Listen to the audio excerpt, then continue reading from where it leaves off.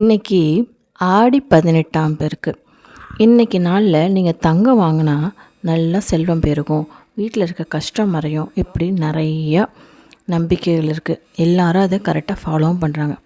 ஆனால் நல்லா யோசித்து பார்த்தோன்னா இன்றைக்கி விற்கிற ரேட்டுக்கு 1 கிராம் வாங்கிறதுங்கிறது பெரிய கனவு மாளிகை மாதிரி ஆயிடுச்சு.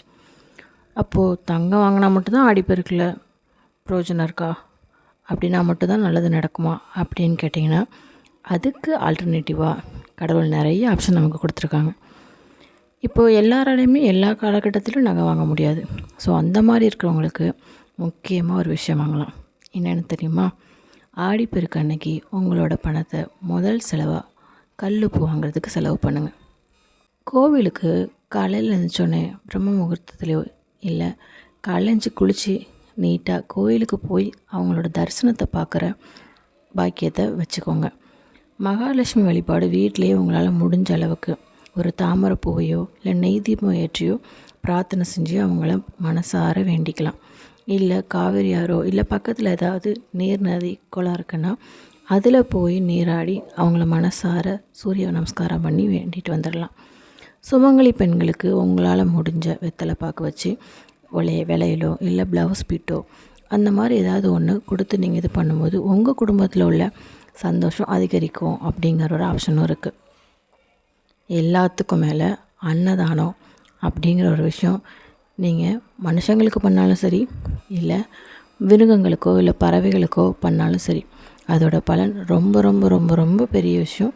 உங்களுக்கு புண்ணியம் பெருகி எந்த தடை இருந்தாலும் எல்லா தடையும் நீங்கிறதுக்கு அது கண்டிப்பாக யூஸ்ஃபுல்லாக இருக்கும். இது எல்லாத்தை விட முக்கியமாக ஒன்று நீங்கள் பண்ணலாம், சிறு சேமிப்பு. ஏதாவது ஒரு புதிய சேமிப்பு ஆப்ஷன் உருவாக்குங்க.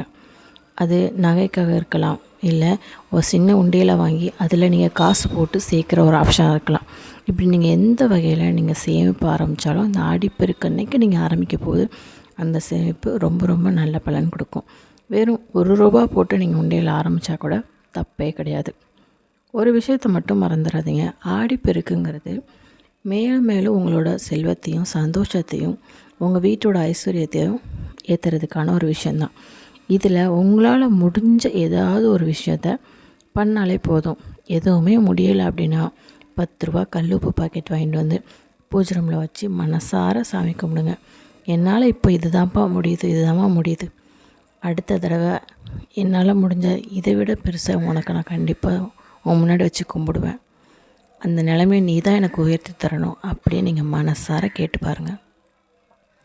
மகாலட்சுமி அம்மா தரமாட்டேன் இல்லை அப்படின்னு கண்டிப்பாக சொல்ல மாட்டாங்க. நம்மளோட உண்மையான வேண்டுதலும் உண்மையான அர்ப்பணிப்பு மட்டும்தான் அவங்களுக்கு தேவை. அதை நீங்கள் கொடுக்க ரெடியாக இருக்கீங்கன்னா அதை நீங்கள் ₹1 ஒன்று வாங்கி கொடுத்தா கூட அதை மனசார அவங்க ஏற்றுப்பாங்க. இதை நீங்கள் நம்பினீங்கன்னா இன்றைக்கி நல்ல நாளில் ஏதாவது ஒரு நல்ல விஷயத்த ஆரம்பிங்க. எது பண்ணாலும் கண்டிப்பாக நல்லது நடக்கும் அப்படின்னு ஒரு முழு நம்பிக்கையை மட்டும் பிடிச்சிட்டு ஆரம்பிங்க. கண்டிப்பாக நல்லது நடக்கும். கடவுளை நம்புறீங்கல்ல? எத்தனையோ மனுஷங்களை நம்பி வந்து போயிட்டோம். மனுஷங்களை நம்புறதுக்கு நம்மளால் கடவுளை நம்ப முடியாதா? அவங்கள விட நமக்கு இருக்க கடைசி அத்தியாயம் வேறு என்ன இருக்குது சொல்லுங்கள்? முழுசாக நம்புங்க, அவங்க எல்லா நிலைமையும் மாற்றுவாங்க. உங்களால் முடிஞ்ச இதில் ஏதாவது ஒன்று கண்டிப்பாக பண்ணுங்கள். ஆடி மாதம் சில பேர் தாலி பிரித்து கோப்பாங்க. சில பேர் ஏதாவது வீட்டுக்கு சேஞ்ச் பண்ணணும் அப்படின்னா, ஏன்னா ஆடி மாதம் மேக்ஸிமம் வீடு காலி பண்ண மாட்டாங்க. இந்த ஆடிப்பெருக்கு அன்னைக்கு வீடு சேஞ்ச் பண்ணி போகும்போது அதில் ஒரு நல்ல யோகம் இருக்கும்பாங்க. இப்படி நிறைய நம்பிக்கைகளோடு சேர்ந்து இந்த ஆடிப்பெருக்கு ரொம்ப அழகாகவே நம்மளோட கலந்துருக்கு. சில பேர் இதை ரொம்பவே நம்புகிறாங்க, அதை ஃபாலோ பண்ணுறாங்க. தங்கம் வாங்கினா தான் அப்படின்னு அதுக்குன்னு ஒரு சேமிப்பு போட்டு அதை வாங்க ட்ரை பண்ணுறாங்க. ஸோ நம்மளால் முடிஞ்ச ஏதோ ஒன்று பண்ணி நம்மளே சமாதானப்படுத்திக்கலாம், கடவுளையும் சந்தோஷப்படுத்திக்கலாம். இதுக்கு பெரிய செலவெல்லாம் ஒன்றும் பண்ண வேண்டாம். இது உங்களுக்கு புரிஞ்சிருந்தாலே எனக்கு ரொம்ப சந்தோஷம். உங்கள் லைஃப்பில் ஏதாவது ஒரு மாற்றம் வந்துச்சுன்னா கண்டிப்பாக கமெண்டில் சொல்லுங்கள். தேங்க்யூ. இந்த வீடியோ உங்களுக்கு பிடிச்சிருக்கும்னு நினைக்கிறேன். பிடிச்சிருந்தாலும் பிரயோஜனமாக இருந்தாலும் லைக் அண்ட் சப்ஸ்கிரைப் பண்ண மறந்துடாதீங்க. தேங்க்யூ.